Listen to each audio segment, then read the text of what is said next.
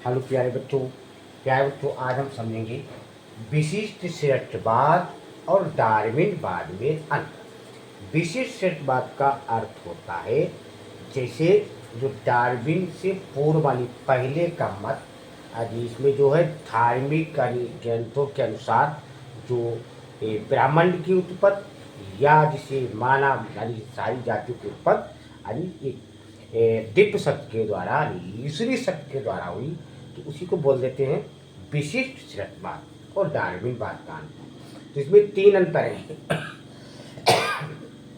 Sorry बच्चों, तो पहला अंतर है कि जो विशिष्ट श्रेष्ठवाद में पृथ्वी जो है आपेक्षिक रूप से नई है, जिसकी आयु लगभग उम्र जो है वो 4000 वर्ष है, विशिष्ट श्रेष्ठवाद में बताया गया।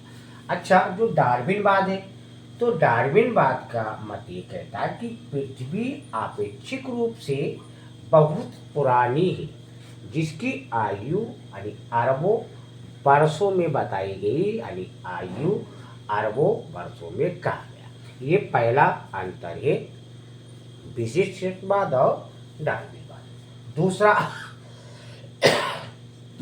सॉरी खांसी बहुत आ रही है। दूसरा है कि विशिष्ट श्रेष्ठवाद में प्रत्येक प्रजाति यानी विशिष्ट रूप से सृजित है, मतलब सृजित का मतलब जैसे इसकी रचना हुई है बनी, तो ये विशिष्ट रूप से सृजित है और प्रजातियों में बदलाव नहीं होता तथा प्रजातियों की संख्या समान बनी रहती है।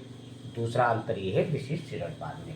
अच्छा, डार्विनवाद में क्या है कि प्रजातियां यानी वंश अवरोध से संबंधित। वंश अवरोध का इसी तरह की आप जो पूर्वज की पीढ़ी है उनसे पीढ़ी दर पीढ़ी जो है नीचे की ओर आना ही यानी वंश अवरोध कहलाता है। तो दूसरे अंतर में डार्विनवाद में लिखेंगे कि प्रजातियां वंश अवरोध से संबंधित हैं, अतः पृथ्वी पर जीव रूपों के इतिहास की लड़ियों को क्रमबद्ध रूप से रोया जाता है।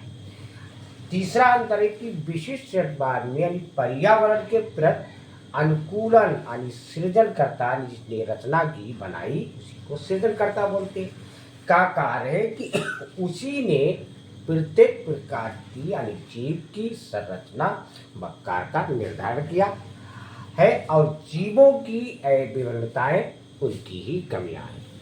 डार्विनवाद में क्या है कि पर्यावरणीय अनुकूलन यानी पर्यावरणीय जो परिस्थिति व सांयोगिकी यानी विभिन्नताओं की पारस्परिक यानी अंतःक्रिया से ये उत्पन्न होता है डार्विनवाद के अनुसार। तो ये तीन अंतर है प्यारे बच्चों।